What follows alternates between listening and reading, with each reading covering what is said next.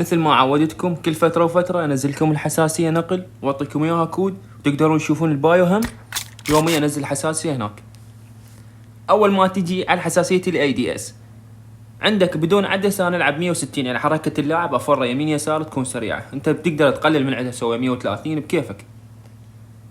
عندك السكوب 340 هنا عندك 40 الأربعة. الجيروسكوب مثل ما قلت لكم انا ما اخلي 400، دائما بين 370 350. تقدرون تقللون من عندها، يعني انت من تشوفها سريعة مثلا سكوب 3 قلل من عنده. هاي حساسية الشيدجن فول، تعرفون لاعب يعني التيمت رويال، فدائما اعتني بالشيدجن.